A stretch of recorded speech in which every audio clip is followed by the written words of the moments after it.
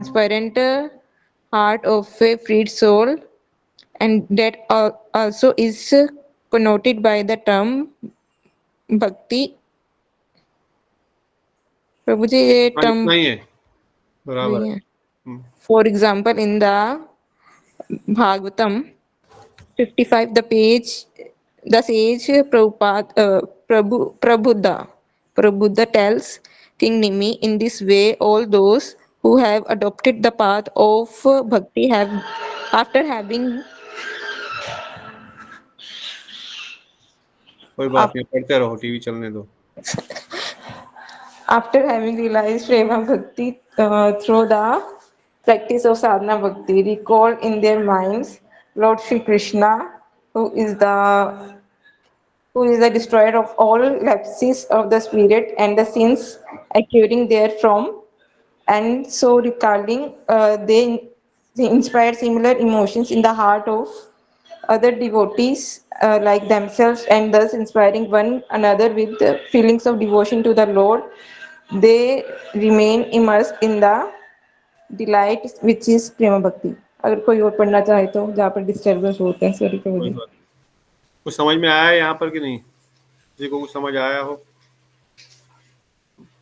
ठीक है, next line कोई पढ़ना चाहेगा, फिर समझ आएगा। This Harda Bhakti or Bhakti pertaining to the purified and transparent heart of a freed soul, that is Prema Bhakti, is fivefold: Bhava, Prem, Pranya, Sneha, and Raga. The latest stages after Raga are described by Sri Rupa Goswami in his book Ujjvala Nilamani as Mana, Anuraga, and Mahabhav. एक paragraph हो। Commentator Sri Jiva Goswami says that in the text, Sri Rupa Goswami has mentioned three forms of bhakti as sadhana, bhava, and prema, which fall really into two divisions of sadhana bhakti and sadhya bhakti. So that under sadhya bhakti, the author Sri Rupa Goswami has mentioned both bhava bhakti and prema bhakti.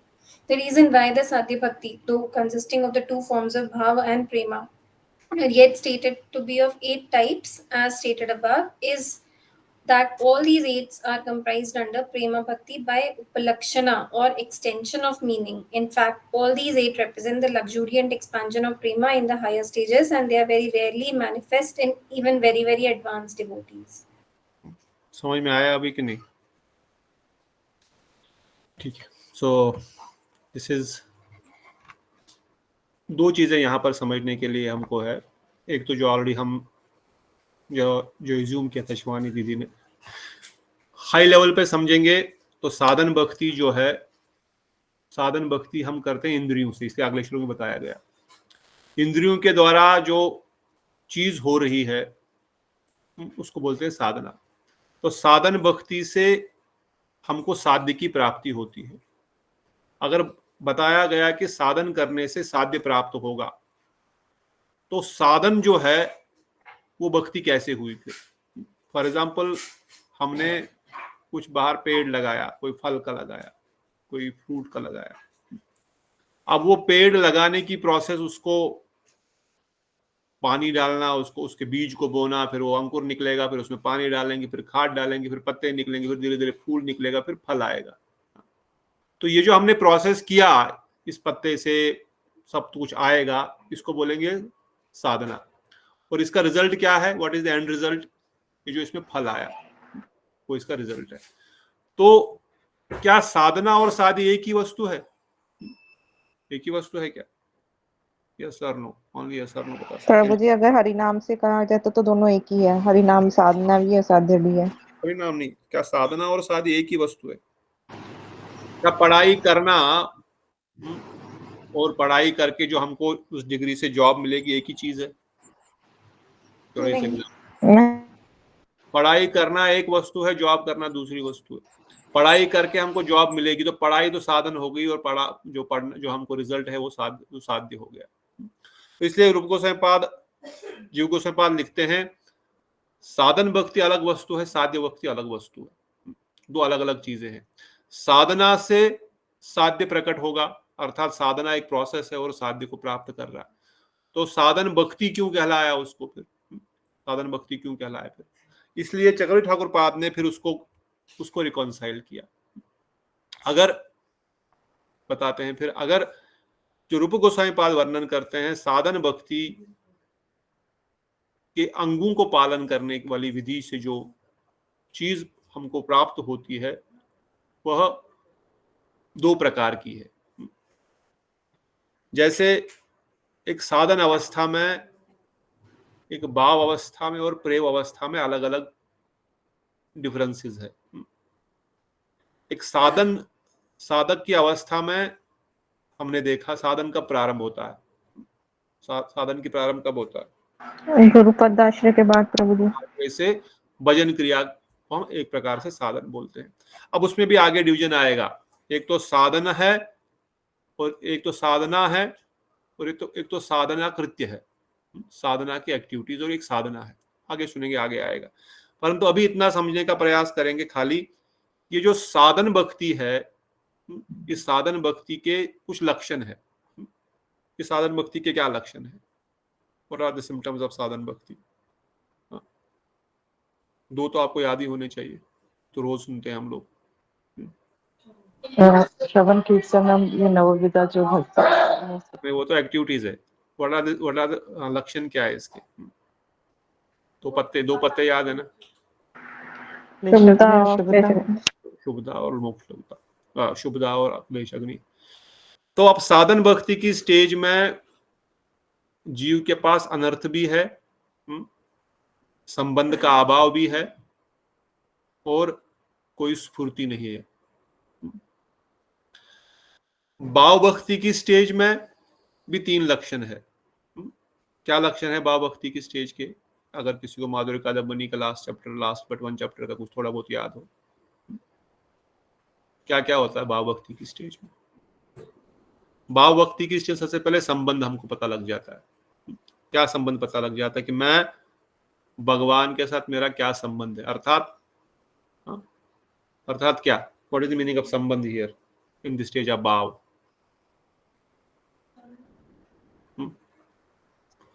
अर्थात बताइए, किस स्वरूप में हम भक्ति कर रहे हैं उनकी, मतलब हमारा स्वरूप का ज्ञान, जो रूप आ गया।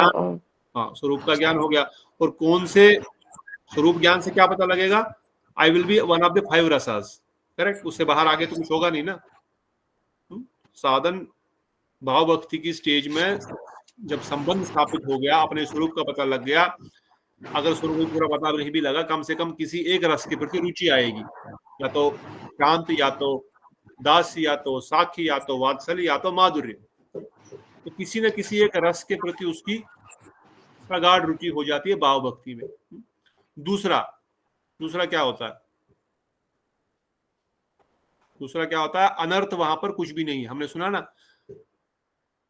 अनर्थ निवृत्ति की स्टेज कहां पे खत्म हुई थी? Where did अनर्थ निवृत्ति ended?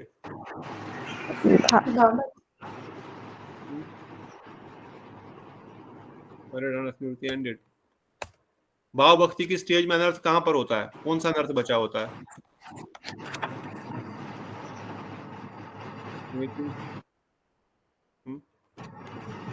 भाव भक्ति की अवस्था में अनर्थ, भक्ति युक्त अनर्थ, भक्ति युक्त अनर्थ बचा होता है। भक्ति युक्त अनर्थ बचा होता है। और बाकी अनर्थ बचा होता है। पहले स्टेज में ही मतलब हो जाता है, दुष्कृति, स्कृति, दुख अनर्थ तो स्टार्टिंग की स्टेजेस में ही खत्म हो जाता है प्रभु जी। कितने प्रकार के अनर्थ है? शिवानी, क्या नाम है, हिमानी दीदी? हिमानी दीदी चली गई क्या? बाकी नहीं है। हिमानी दीदी, पढ़ाई पे ध्यान देना पड़ेगा। हाँ, जॉब लगी मतलब पढ़ाई खत्म नहीं हुई है, पढ़ाई अभी शुरू हुई है। मुकेश बाबू, कितने प्रकार के अनर्थ है? 4 प्रकार के अनर्थ हैं। Very good. कौन कौन से? हमारे पापों के द्वारा जो अनर्थ होते हैं। Very good. Very good. और भक्ति युक्त अनर्थ। Very good. उसके पहले नहीं, ठीक है, बताया आपने, क्रम तो ठीक है, कोई चिंता नहीं। अपराध युक्त अनर्थ, ठीक है। तो भाव अवस्था में देखो, यहाँ पर भाव अवस्था में कोई अनर्थ बचा है? दुष्कृति युक्त अनर्थ बचा है? टेबल अगर दिख रहा है मोबाइल पे आपके, दिख रहा है, स्क्रीन दिख रहा है कि नहीं दिख रहा होगा? हाँ जी प्रभु जी। कोई स्फूर्ति युक्त अनर्थ है? नहीं प्रभु जी, दुष्कृति युक्त अनर्थ है? नहीं प्रभु जी, भाव, ये है भाव। यहाँ मेरा एरो जा रहा है, हाँ, अगर दिख रहा होगा मोबाइल पे थोड़ा दिखता होगा। भक्ति युक्त अनर्थ है? नहीं प्रभु जी, क्या बचा है? अपराध युक्त अनर्थ, कितना बचा है वो भी? प्राय की, प्रायकी। प्रायकी मीन्स व्हाट इज प्रायकी? प्राय 90% खत्म हो जाएगा। 90% खत्म हो गया, केवल आभास, अनर्थ शेष, थोड़ा मात्र में अर्थ शेष रहता है। मतलब भाव अवस्था में संबंध स्थापित हो गया, उसको क्या संबंध है भगवान के साथ, मैं साथी हूं, दासी हूं, वात्सल्य हूं, मेरा क्या संबंध है, वो क्लियर हो गया। अनर्थ सारे खत्म हो चुके हैं, केवल अपराध युक्त अनर्थ हो सकता है, वो भी बहुत कम है, 90% खत्म हो गया, बहुत कम बचा है, ऑलमोस्ट खत्म हो चुका है, आभास रह गया। और तीसरा आप बताओगे अभी, तीसरा क्या सिम्टम है भाव भक्ति, जो लास्ट में पढ़ा था हमने, कल भी बताया था, परसों। शुद्ध सत्व विशेषात्मा की भी, जो विशेष आत्मा हो गया, what is the symptom of that? अष्ट सात्विक विकार प्रभु जी, अष्ट साधिक विचार, वो तो एक्सटर्नल है, इंटरनल। अष्ट साधिक विचार भगवान एक्सटर्नल है कि इंटरनल है? एक्सटर्नल प्रभु जी, इंटरनल क्या है? भगवान की प्रेम का उदय हो जाएगा, मतलब उनके बगैर 1 मिनट भी रहा नहीं जाएगा उसको। प्रेम का उदय तो हो गया ना, वो तो भाव है, तो अभी वो प्रेम कहाँ है, तो भाव है ना अभी। प्रेम का उदय कहाँ से होगा? अभी तो आभास आ रहा है, अभी तो पहली किरण ही आई है ना। सो लातिनी और स्तंभित का प्रकाश हो जाना, वेरी नाइस, वो तो होगा। होने के बाद क्या होता है? What is the practical thing, what is happening? मोक्ष लघुता वाला प्रभु जी कह रहे हो आप? मोक्ष लोग तो पीछे ही हो गई थी, इधर ही हुई थी, हाँ इधर ही हुई थी, ठीक है। बट व्हाट इज एक तो संबंध पता लग गया, दूसरा उसके अनर्थ खत्म हो गए, तीसरा उसने अभी क्या अनुभव क्या करता है वो, तब से अनुभव उसकी भक्ति शुरू हो जाएगी प्रभु जी। भक्ति को तो संबंध शुरू हो गया।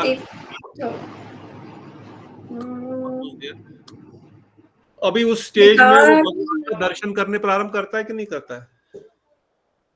जोर से बोलना ना, मैंने नहीं सुना, दीक्षा तूने बोला दर्शन प्रारंभ होता है कि नहीं होता है?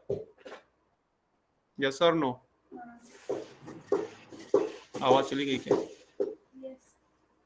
उसको स्फूर्ति होती रहती है प्रभु जी, और दर्शन स्फूर्ति किस चीज की होती है? हाँ? मतलब भगवान के लीलाओं की स्फूर्ति होती है, और फिर उसके बाद और एज ही एडवांसेस फिर उस लीला में मानसिक अवस्था से वो इस लीला में भी प्रवेश कर सकते हैं। वो तो प्रेम में आ गया, ठीक है।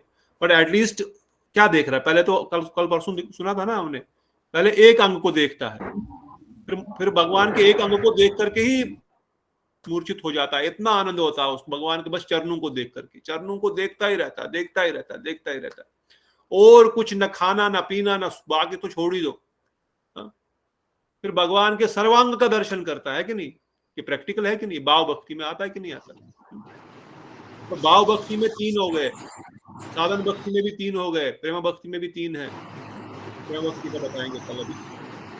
परंतु द पॉइंट हियर इज, रुको से पाद यहाँ पर वर्णन करते हैं भाई, जो जीव है, चंद्र ठाकुर पाद वर्णन करते हैं, इसको रिकॉन्साइल करते हुए समझाते हैं, ठीक है। भाव भक्ति और प्रेमा भक्ति जो साध्य वस्तु है, क्योंकि वहां पर ऑलरेडी एंट्री हो गई है, क्योंकि वहां पर अनुभूति हो रही है, शुद्ध सत्व विशेष आत्मा हो चुका है, भगवान की लीला का दर्शन होने लगा है, सारे अनर्थ खत्म हो चुके हैं, संबंध प्राप्त हो चुका है। मतलब आप साध्य वस्तु को प्राप्त कर चुके हैं, ऑलमोस्ट, नॉट 100%, ऑलमोस्ट। आपका जो गोल है वो प्राप्त ऑलमोस्ट हो चुका है। जबकि साधन भक्ति की अवस्था में जीव का ना तो संबंध भगवान से है, संबंध है क्या साधन भक्ति अवस्था में? है कि नहीं? यस और नो? नहीं प्रभु जी, अभी नहीं हुआ संबंध। नहीं है। अनर्थ है कि नहीं है? अभी अनर्थ है। कितने अनर्थ है? 4 प्रभु जी। चारों के चारों अनर्थ साधन अवस्था में चल रहे हैं। दुष्कृति भी इम्पैक्ट करती है, स्कृति भी इम्पैक्ट करती है, भक्ति युक्त अनर्थ भी है, अपराध युक्त अनर्थ भी है, पर है कुछ मात्रा में। साधन भक्ति शुरू होते ही, भजन क्रिया प्रारंभ होते ही, भजन क्रिया साधन भक्ति, भजन क्रिया प्रारंभ होती है, दुष्कृति सुकृति प्राय की हो गया। प्राय के मतलब कितना? व्हाट इज प्राय की? प्रभु जी 90% खत्म हो जाते हैं, सिर्फ 10% अनर्थी बचते हैं। आपके दुख और सुख के कर्म जो थे खत्म हो गए 90%। इसलिए बताया ना, साधन भक्ति की शुरुआत होते ही अप्रारब्ध कर्म खत्म हो जाते हैं सारे के सारे, और प्रारब्ध खत्म होना शुरू करते हैं। मतलब 90% आपने जो 1 करोड़ कर्म किए थे, 10 लाख तो लेके आए हैं, बाकी जो 90 लाख पीछे रखे थे वो तो खत्म हो गए, साधन भक्ति प्रारंभ करते ही खत्म हो गए। अब जो 10 लाख लेके आए वो भी धीरे धीरे खत्म हो रहे हैं, इसकी चिंता कोई नहीं, कट रहे हैं, वो भगवान काट रहा, फटाफट काट रहा है। जिस वक्त में ज्यादा अच्छी कृपा करनी है उसके ज्यादा फास्ट खाता है।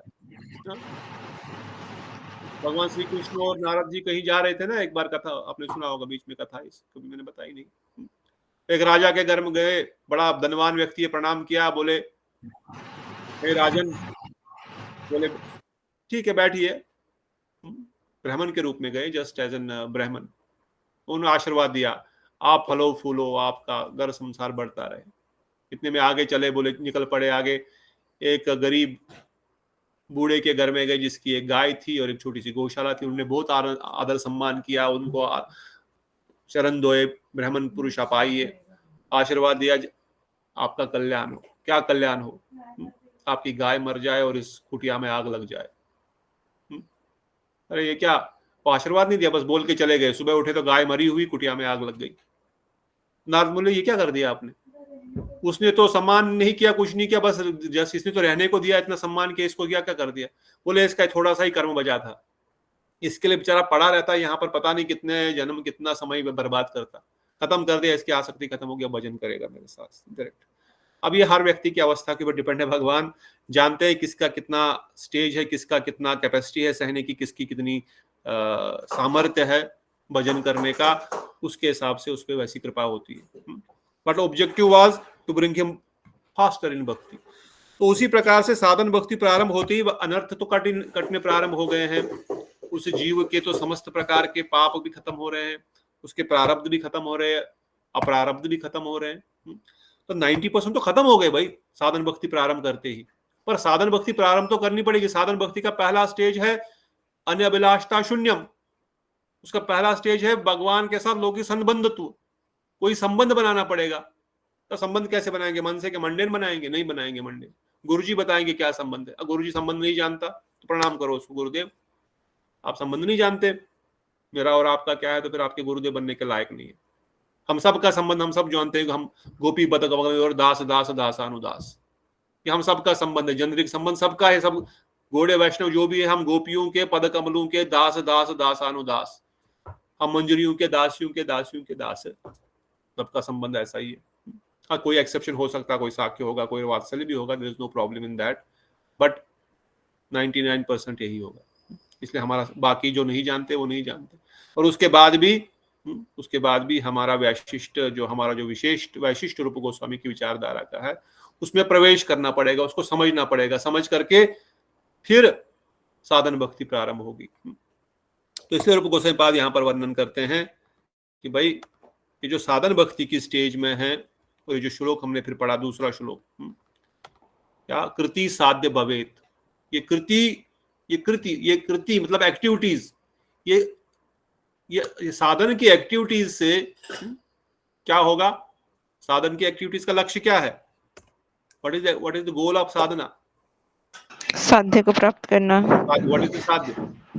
राधा दास प्रभु जी। राधा दास तो है, पर इस श्लोक में क्या बताया गया? भाव भक्ति। भाव भक्ति। कृति साध्य भवेत, साध्य। फिर बताया गया ये जो साधन, ये जो भाव है, ये प्रकट नहीं होगा। ये क्या होगा? ये कहीं बाहर से नहीं आएगा। क्या बताया था? ये जो है डका हुआ है, नित्य सिद्ध से भाव से प्राक्तम हृदय सद्यते, ये प्रकट होगा। ये प्रकट होगा। कैसे प्रकट होगा? जैसे सूर्य हमारी आंखों को ढक देता है बादलों के द्वारा। सूर्य को बादल नहीं ढकते, सूर्य तो उधर ही है, सूर्य उधर ही है, उसको किसी ने ढका नहीं। हमारी आंखों को बादलों ने ढक दिया है। सूर्य को कैसे ढक सकता? सूर्य तो इतना विशाल है, बादल का क्या मजाल है? बादल छोटा सा है, गोला है। Can you imagine? अरे सूर्य को बादल ने ढक दिया। अरे सूर्य तो कितना बड़ा है, सूर्य तो पूरे ब्रह्मांड में फैला हुआ है। बादल तो इतना छोटा सा टुकड़ा होता है, वो हमारे को दिखता, हमको हमारी आंखों ढकता है। यहाँ पर बादल होंगे, जो मुंह में बैठे होंगे वहां पर तो धूप होगी, तो सूर्य को अगर ढका होता तो वहां भी ढक दिया होता, यहाँ भी एक साथ ढक दिया होता। वहां तो धूप है, यहाँ तो बादल है। कैसे संभव है सूर्य को ढकना? सूर्य ने हमारी आंखों को ढक दिया है, बादल हमारी आंखों के पर है, सूर्य को ढका नहीं है। अदरवाइज सूर्य हर जगह ढक गया होता, तो है ना। जैसे कल वहां बारिश पड़ रही थी, यहाँ धूप थी, वहां बादल ढका हुआ था, यहाँ तो धूप थी, यहाँ तो नहीं ढका था। तो उसी प्रकार से ये जो भाव, ये जो हमारे अंदर प्रेम है, जो भाव है, वो ऑलरेडी है। इसको बाहर से कहीं से नहीं आएगा, ये बाहर कहीं से नहीं आएगा, ऑलरेडी हमारे अंदर ही है। ये ढका हुआ है, अब ढका हुआ है तो इसको हटाना पड़ेगा, इसको साफ करना पड़ेगा। शीशे में हमारा चेहरा नहीं दिख रहा, बहुत धूल गई, बाहर गए थे, बहुत दिनों बाद आए, बहुत धूल जम गई, इसको साफ करना पड़ेगा। चेतो दर्पण मार्जनम, साफ करना पड़ेगा, धीरे करते रहो साफ इसको। फिर क्या हुआ? अपना स्वरूप दिखना शुरू हो जाएगा। इसलिए बताया गया ये बाहर से कहीं से नहीं प्रकट होगा, ये ऑलरेडी है। नित्य सिद्ध से भाव, नित्य सिद्ध कृष्ण भाव, कृष्ण प्रेम साध्य कबू ना आए, बताया था ना फिर परसों भी। नित्य सिद्ध कृष्ण भाव, जो कृष्ण प्रेम जो है नित्य सिद्ध, मतलब जो हमारा ओरिजिनल सिद्ध अवस्था है कृष्ण प्रेम की, ये साध्य नहीं है। You can not achieve it by साधना। देन श्रवण आदि शुद्ध चित्ते होई बे उदय, श्रवण करने से, बार बार इसे बोलते, बार श्रवण करो, कथा सुनो, कथा सुनो, कथा, ये श्रवण से ही होगा। श्रवण ही खाली नहीं बताया गया, श्रवण आदि बताया गया। आदि मतलब क्या करना पड़ेगा फिर? आदि से क्या अर्थ है? श्रवण कीर्तन सिमरन वंदन नवदा भक्ति, एटलीस्ट श्रवण कीर्तन जब भी करना पड़ेगा, खाली सुनने से नहीं होगा, जब ध्यान से करना पड़ेगा। मंगल आरती भी उठना पड़ेगा, अष्टकम आदि भी गाने पड़ेंगे, क्योंकि अष्टम हुकुम में रूप गोस्वामी पाद ने, चक्रवर्ती ठाकुर पाद ने, रघुनाथ दास गोस्वामी ने, श्रीनिवास आचार्य ने इतने सारे आशीर्वाद वचन दे के रखे, इतने सारे आशीष वचन, तो कैसे मिलेंगे जब तक नहीं पढ़ेंगे उनको? तो जब तक भजन में प्रवेश नहीं होगा तो क्या होगा? अगर भजन में प्रवेश ही नहीं हमने किया तो कैसे साधना होगी, कैसे भाव प्रकट होगा? इसलिए बताया गया प्रकट होना है, पर प्रकट होने का प्रोसेस बताया गया, वो जो प्रोसेस है वो साधना है। इसलिए वो करना पड़ेगा, उसके लिए हमको थोड़ा मेहनत करना पड़ेगा। क्या मेहनत है? बड़ा सिंपल मेहनत है, थोड़ा जल्दी उठ जाओ, सुबह मंगल आरती में आ जाओ। लिंक तो सुबह रोज भेजता हूँ, 4-5 भक्त लोग ही रहते हैं। थोड़ा सा अपने आप को जगाओ, थोड़ा सा साधना करने के लिए। और कोई टफ वाला काम नहीं, एक टाइम पे खड़े नहीं बोले हाँ आपको होना है, अपने बेड बिस्तर पे ही लेटे लेटे ही कम से कम सुनो तो अष्टकम। नहीं बोल पा रहे हैं तो कोई बात नहीं, धीरे धीरे फिर बोलो भी, है ना। धीरे धीरे फिर उनको समझो भी, उनका अर्थ समझो। धीरे धीरे अर्थ समझने के बाद उनके मीनिंग में प्रवेश करने का प्रयास करो। इज अ प्रोसेस, पिछली बार भी डिस्कस किया था ना। इट इज नॉट जस्ट कि भाई संसार धावानल लीडलो का बोलने से नहीं होगा खाली। वो संसार धावानल का अर्थ क्या है? निकुंज यूनो रतिकेल सिद्धई या युक्त अपेक्षणीय, गुरुदेव वर्णन करते हैं। What is nikunj you know? What is Gurudev doing every day in the morning? Nikunj Yuno, he is entering into Nikunj of Radha Govinda and serving the Ratikel Siddhai. अगर वो भाव नहीं है, वो मूड नहीं है और वो विचार नहीं है जब हम गा रहे हैं, तो फिर क्या फायदा उस मशीन की तरह उसको गाने का? टेप रिकॉर्डर लगा दो, बस हो गया फिर काम। तो but we have to start somewhere ना, कहीं तो स्टार्ट करना पड़ेगा। अभी तो हमको गाना ही नहीं आता, अभी तो पता ही नहीं है अष्टकम क्या है, अभी तो हमको अर्थ भी नहीं पता उसका, तो मूड में कैसे एंटर करेंगे? Somewhere we have to start. So at least get up and hear. सुनते सुनते सुनते कम से कम उसका ट्यून पता लगेगा, शब्द उच्चारण करने की कम से कम थोड़ा सा आएगा, शब्द उच्चारण करना आएगा। शब्द उच्चारण करना आएगा तो फिर धीरे धीरे मन करेगा मैं भी गाऊं। फिर जब गाना प्रारंभ करेंगे इच्छा करेगी इसका अर्थ क्या है, ये समझूं, पढ़ूं, किसी को पूछूं। और फिर जब पढ़ेंगे, अर्थ सुनेंगे, फिर लगेगा अच्छा अभी इसमें इतना सब है क्या, क्या मैं भी इसमें प्रवेश पा सकता हूँ, पा सकती हूँ? तो ऐसी इच्छा आएगी, क्योंकि उसका आशीर्वाद वचन ही है उस अष्टकम का। एवरी अष्टकम का 9th line you will see, या अष्टकम का 8वां लाइन उसका आशीर्वाद वचन है। What is the result by singing this ashtakam? What you are going to get? नित्य वृंदावन वासम, ऐसा मिलेगा। गोवर्धनम दिष्टम अभिष्टम, गोवर्धन समस्त इच्छाएं पूर्ण करने वाला है, ऐसा उसका अर्थ है। गोवर्धनम में दिष्टम अभिष्टम। या यमुना अष्टकम, केवल स्पर्श, केवल स्मरण मात्र करने से 100 बार गंगा स्नान करने का फल मिलेगा, केवल स्मरण करने मात्र से। यमुना जी का स्मरण कैसे स्मरण होगा? अष्टकम गाएंगे तो स्मरण होगा। तो इसलिए इन सब चीजों को हमको समझने का प्रयास करना पड़ेगा। यही साधन भक्ति यहां से प्रारंभ होगी, क्योंकि अगर ये भक्ति रसम सिंधु ग्रंथ में हम प्रवेश नहीं करेंगे तो साधना कभी हो ही नहीं सकती। इसलिए ऊपर बताया, हमने पढ़ा 20, 40, 37, 8 श्लोक में रूप गोस्वामी पाद वर्णन करते हैं, हजारों साल, हजारों जन्म, हजारों जन्मों तक अगर कोई करे श्रवण कीर्तन तब हो न पाए कृष्ण पदे प्रेम में। अगर इन विचारों को प्रवेश नहीं करेंगे, इनको समझेंगे नहीं, समझ करके उनमें प्रवेश नहीं, बड़ा सिंपल है, it's not tough, it is just that we don't know. ये अविद्या के कारण हम लोग अपना टाइम, अपनी एनर्जी गलत जगह पे लगा रहे हैं, और कुछ नहीं है। बाकी तो रूप गोस्वामी पाद ने बताया कोई भक्ति मार्ग सबसे सरल मार्ग है, सबसे सरल मार्ग है, और हमारा 100 साल की छोटी सी उम्र में हम इसको प्राप्त कर सकते हैं। 100 साल भी किसकी, 50-60 साल, इवन हम तो 10 मिनट में प्राप्त कर सकते हैं अगर सही में वो भावना आए तो, पर प्रयास करना पड़ेगा। इसलिए रूप गोस्वामी पाद ने ये भक्ति मार्ग सबसे सरल मार्ग हमको दिया। थोड़ा सा हमको समझना पड़ेगा, समझने के लिए थोड़ा सा प्रयास, थोड़ा सा समय निकालना पड़ेगा। समय निकाल करके फिर सही चीज करेंगे तो अविद्या जब नाश हो जाएगी। साधन भक्ति का पहला लक्षण अविद्या, क्लेश अग्नि शुभदा। क्लेश अग्नि का क्लेश अग्नि का पहला सिम्टम है अविद्या, इफ यू रिमेंबर। क्लेश अग्नि के 2 सिम्टम है। क्लेश अग्नि मतलब क्या, अविद्या। अविद्या मतलब क्या, उसमें 5 है, if you remember Madhurika, go and remember again, here again. तो इससे फिर हम इस भजन में प्रवेश कर पाएंगे। बड़ा सरल है, समय अधिक ज्यादा हो गया, थोड़ा लेट ही शुरू किया था। कल फिर से टाइम पे करेंगे। अगर कोई प्रश्न है तो कल पूछ लेना, आज नोट करके रख लेना, क्योंकि I don't want to extend too much. पर अगर कोई ज्यादा इंपॉर्टेंट प्रश्न है तो पूछ सकते हैं। किसी ने कुछ टाइप भी किया था, भक्ति ज्ञान और कर्म से गवर्न नहीं होनी चाहिए। यस करेक्ट, बहुत समझ बताए थे। तो बहुत बहुत धन्यवाद आप सब भक्तों का जुड़े रहने के लिए।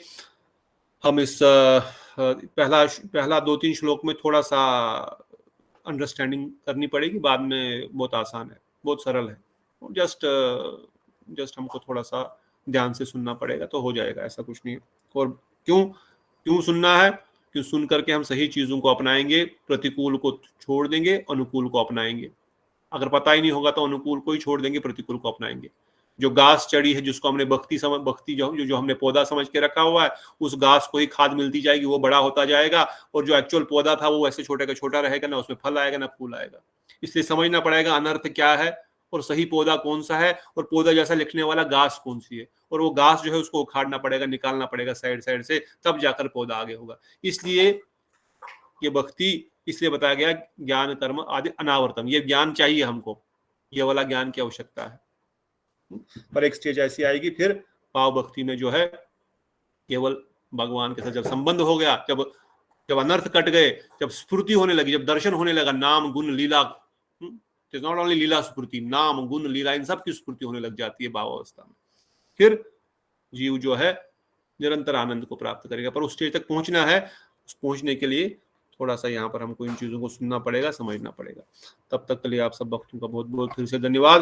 बोलो सचिनंदन गौर हरि की जय, राधा गोविंद गोपीनाथ मदन मोहन ललता विशाखा जू की जय, अनंत अनंत कोटि वैष्णव वृंद की जय, श्रील प्रभुपाद की जय, श्रील गुरुदेव की जय, श्री रूप गोस्वामी पाद की जय, रूप गोस्वामी ग्रंथ की जय। नित्याय गौर प्रेमानंदे हरि हरि बोल। दंडवत प्रणाम अनुराधा दीदी, बेटा दीदी, दंडवत प्रणाम प्रभु जी। मीता दीदी, प्रिंसिस दीदी, रजनी दीदी, सवती दीदी, समर्थ प्रभु, शीला दीदी, श्रेया दीदी, सुमित प्रभु, चंद्रकांता दीदी, कृष्ण प्रभु, सबको दंडवत प्रणाम। गौर हरि हरि बोल। जय श्री राधे। हरे कृष्ण।